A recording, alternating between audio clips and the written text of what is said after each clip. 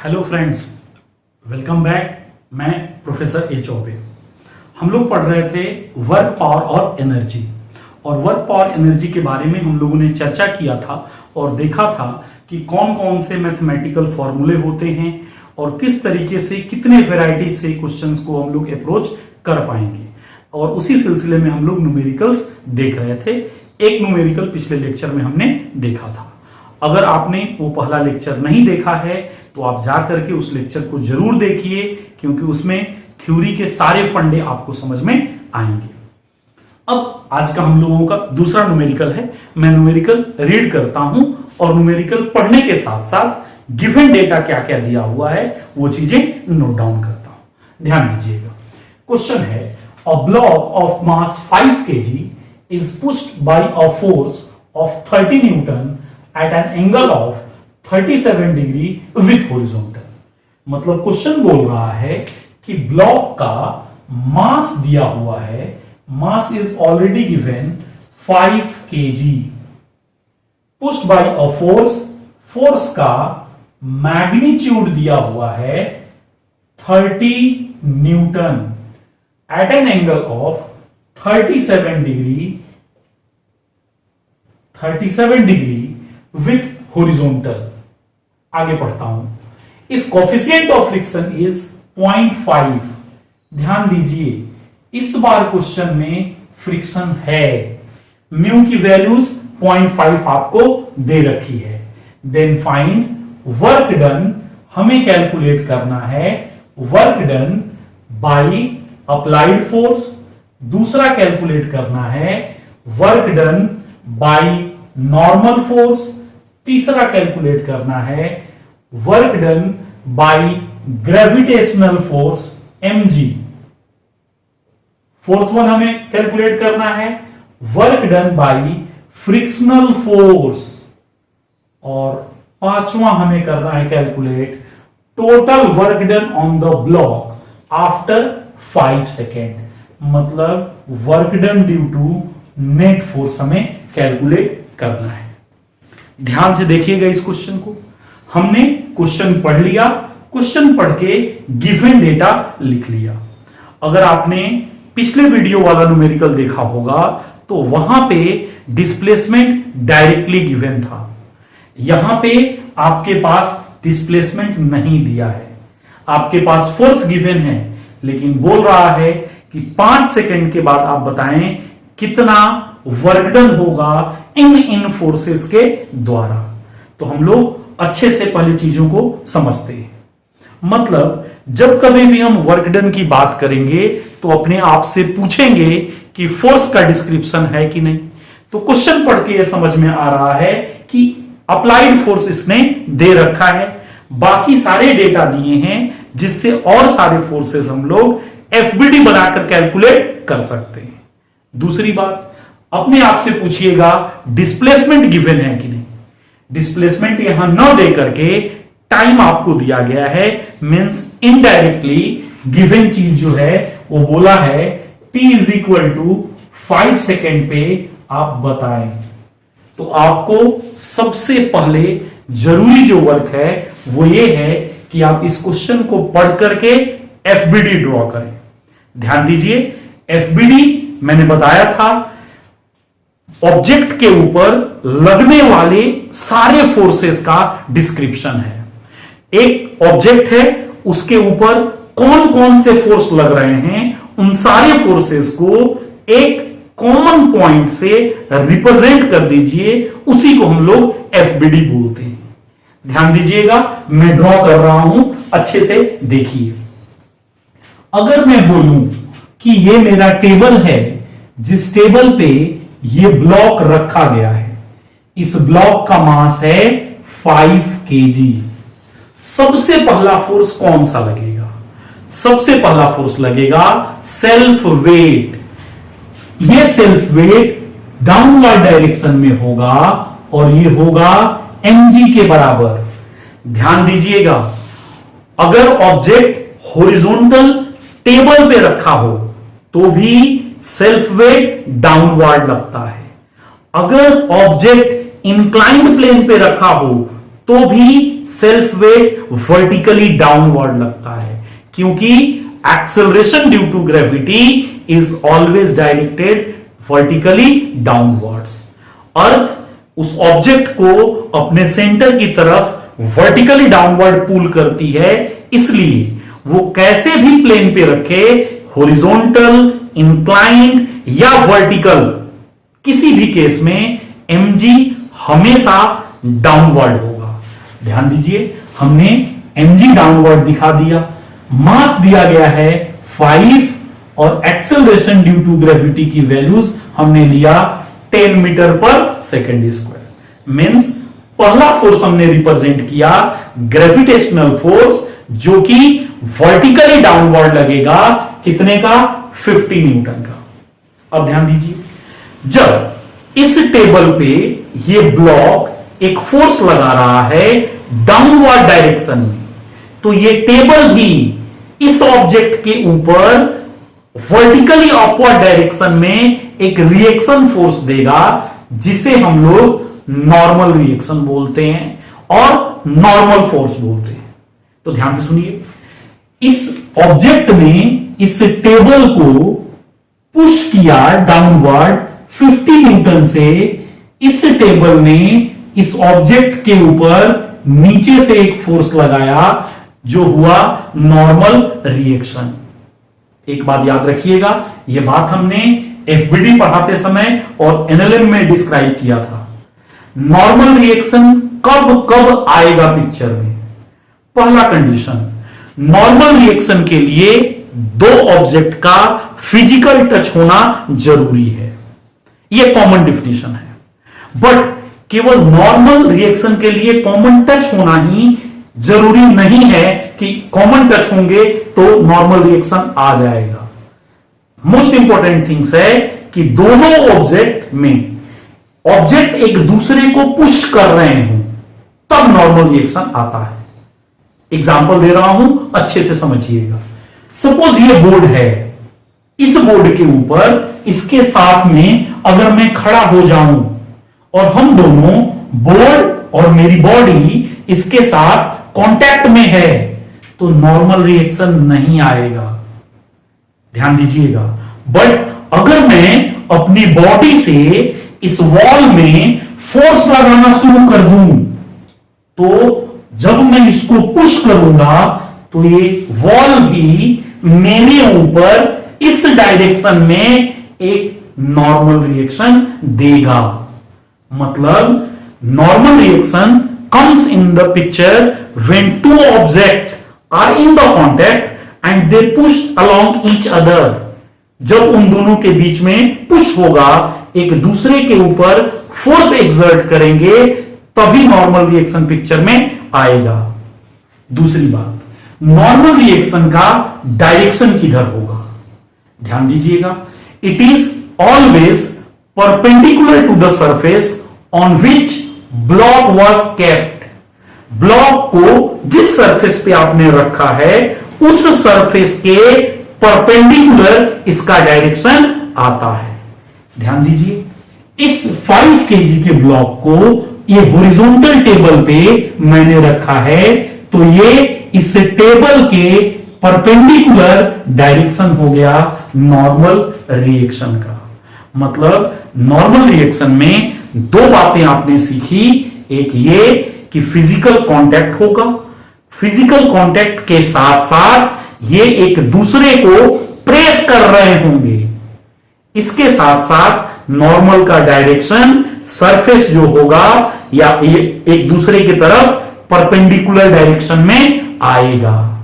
ये मेरा टेबल है, ये मेरा ऑब्जेक्ट है, अब इसके परपेंडिकुलर ऐसा हुआ तो ये मेरा नॉर्मल का डायरेक्शन हो गया।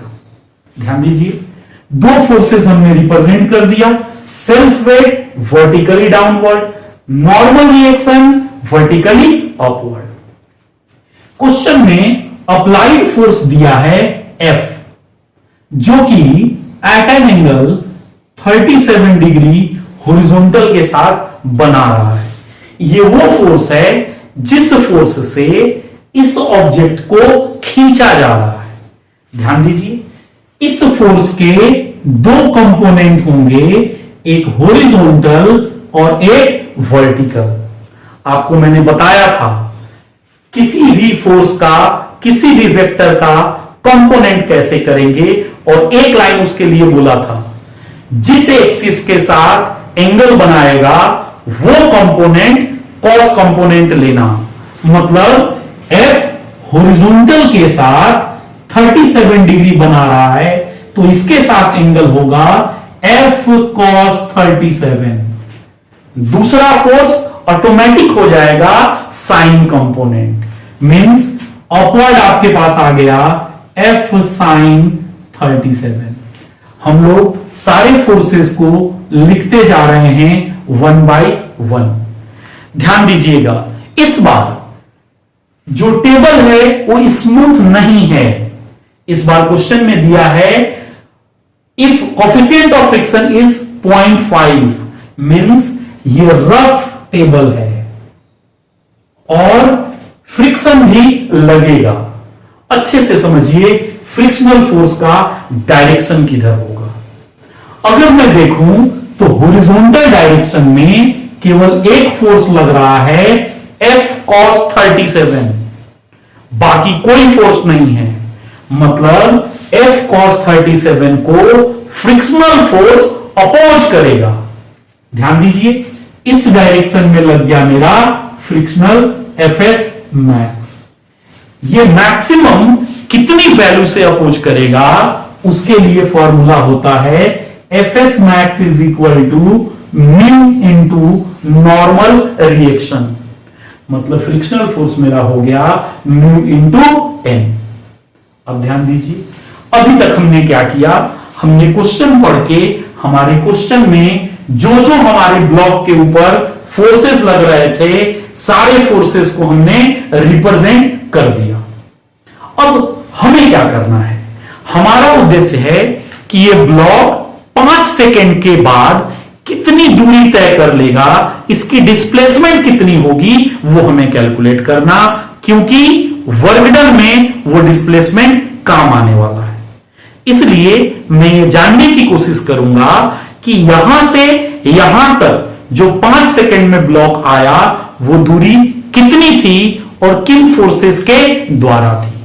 ध्यान दीजिए, अगर हॉरिजॉन्टल डायरेक्शन की बात करें तो F cos 37, F दिया हुआ है 30 न्यूटन, और cos 37 के लिए आपको एक हमने दे रखा था ट्रायंगल। अगर याद होगा आपको तो ऐसा एक ट्रायंगल दिया था पिछले लेक्चर में। ये एंगल अगर 37 तो ये 53, इसको 3, इसको 4, इसको 5। यहां पे आप देखेंगे अगर मैं cos 37 लिखूं तो होगा 4/5, तो हमने लिख दिया 4/5, दैट इज 6 into 4, 24 न्यूटन का फोर्स इस डायरेक्शन में लग रहा है।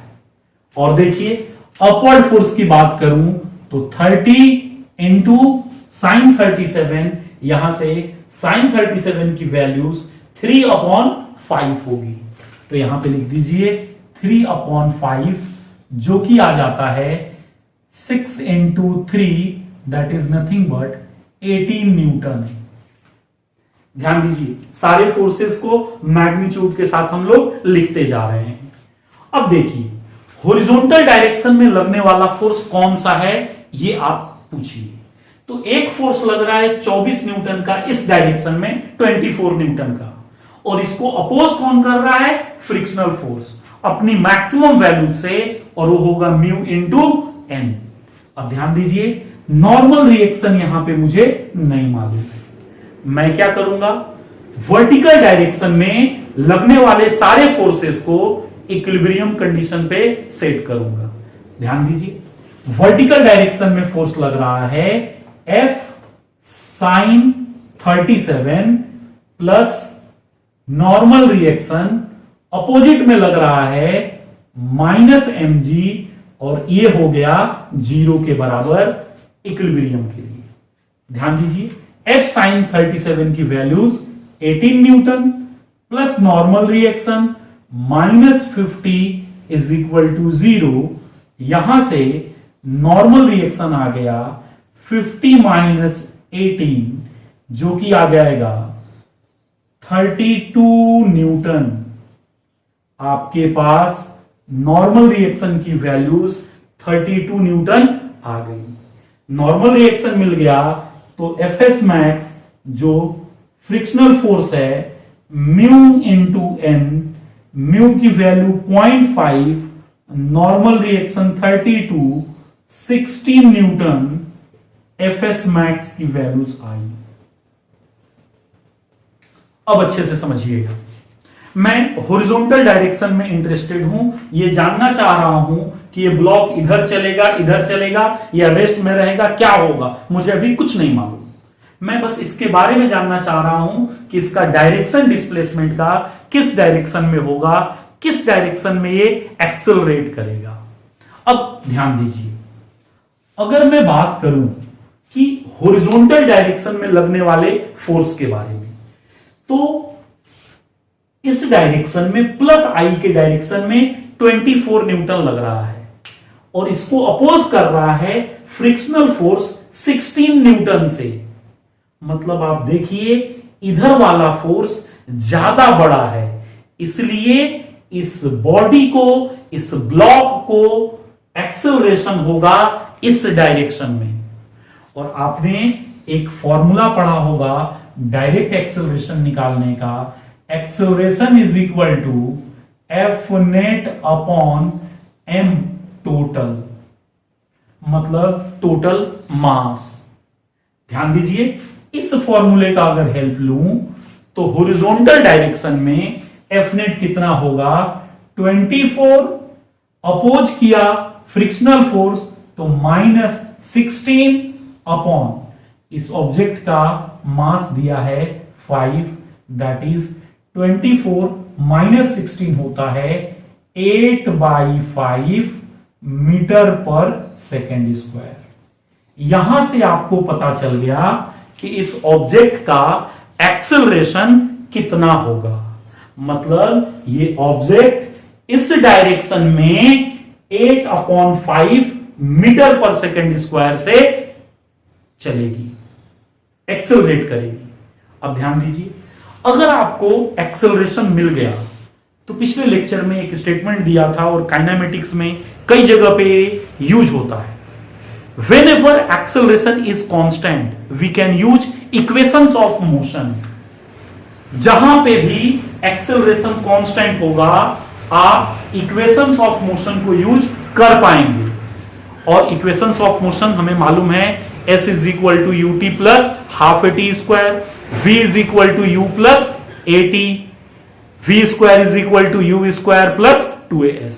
ध्यान दीजिए इसको, अगर मेरे पास एक्सेलरेशन कांस्टेंट है मैं फॉर्मूला लगाऊंगा s is equal to u t plus half a t square. s displacement लिख रहा हूं, u मेरे पास 0 है, हाफ एक्सेलरेशन 8/5 टाइम, कितने समय के बाद मैं निकालना चाह रहा हूं डिस्प्लेसमेंट। यहां पे मैं t की जगह पे पुट करूंगा 5 सेकेंड जो कि क्वेश्चन में गिवन है, तो 5 × 5 25। s की वैल्यूज आती है ये 2 से 4, ये 5, 20 मीटर। ध्यान दीजिए, इस क्वेश्चन में डायरेक्टली अगर दे देता कि displacement of the block is 20 metre तो हमें ये सारे कैलकुलेशन नहीं करने पड़ते।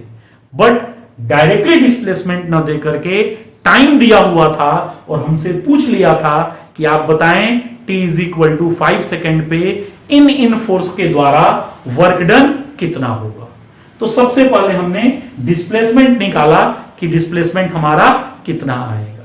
अब ध्यान दीजिए, जब आपके पास डिस्प्लेसमेंट आ चुका है तो आप अच्छे से सारे फोर्सेस के द्वारा वर्क डन कैलकुलेट कर पाएंगे। सबसे पहला आपका मैं कैलकुलेट कर रहा हूं work done due to applied force F। ध्यान दीजिए, वर्क डन क्या डिफाइंड होता है, F.S किसके लिए, कांस्टेंट फोर्स के द्वारा। उसको हमने फिर बोला था F.S Fs cos थीटा, या एफ एस कॉस थीटा को लिखने के दो तरीके, F cos theta into S या S cos theta into F. तो ये सारी चर्चाएं पिछले क्लास में हो चुकी हैं। अब वर्गडन मुझे निकालना है इस फोर्स के द्वारा।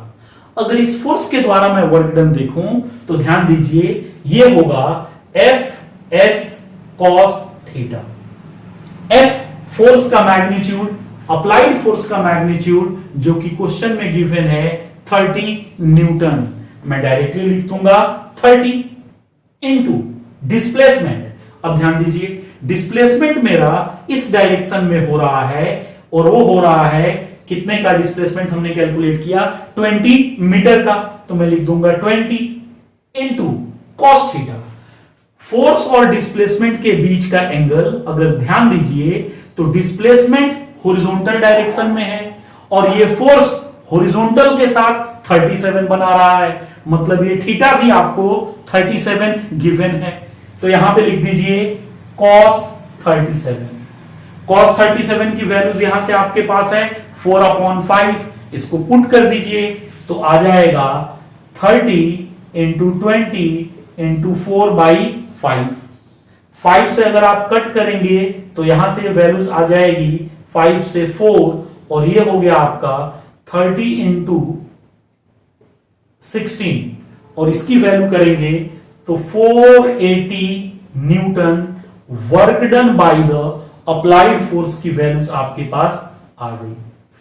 और हमारा पहला पार्ट जो था find work done by the applied force वो हमने कैलकुलेट कर लिया। ध्यान दीजिएगा दूसरा मैं कर रहा हूं वर्क डन।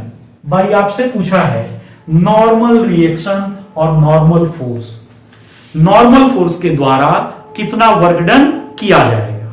अच्छे से देखिए नॉर्मल फोर्स अपवर्ड लग रहा है और आपका डिस्प्लेसमेंट हॉरिजॉन्टल हो रहा है। नॉर्मल फोर्स और डिस्प्लेसमेंट के बीच का एंगल 90 डिग्री है। और एक बात आपको बताया था अगर परपेंडिकुलर फोर्स और डिस्प्लेसमेंट परपेंडिकुलर हो तो work done by that force must be 0, मतलब नॉर्मल के द्वारा वर्क डन यहां पे 0 आया। और ये 0 क्यों हुआ? क्योंकि डिस्प्लेसमेंट फोर्स से 90 डिग्री एंगल बना रहा था, परपेंडिकुलर था। और ध्यान दीजिए तीसरा हमसे पूछा work done by mg gravitational force. अच्छे से देखिए ग्रेविटेशनल फोर्स लग रहा है वर्टिकली डाउनवर्ड और डिस्प्लेसमेंट किधर हो रहा है हॉरिजॉन्टल डायरेक्शन में, मतलब ऐसा। अगेन एंगल कितना बना 90 डिग्री क्योंकि ये दोनों vector tail to tail connected है, मतलब यहां पे वैल्यूज आपके पास अगेन आ जाएगी 0। 3 बातें याद रखिए, फोर्स और डिस्प्लेसमेंट पैरेलल हो तो positive work, force displacement perpendicular हो तो work done by that force is 0, force और डिस्प्लेसमेंट एंटी पैरेलल हो तो work done by that force is negative. ध्यान दीजिएगा। चौथा हमसे पूछा work done due to frictional force. इस पार्ट को थोड़ा अच्छे से समझिएगा। फ्रिक्शनल फोर्स के द्वारा कितना वर्क डन होगा पूछा। वर्क डन होता है force into displacement into cos theta. Frictional force लग रहा है देखिए इस डायरेक्शन में -i और डिस्प्लेसमेंट हो रहा है +i के भी। इन दोनों के बीच का एंगल देखिएगा तो एंगल होगा 180 डिग्री, मतलब अगर मैं लिखूं तो ये हो गया mu into N into displacement 20 into cos 180 degree.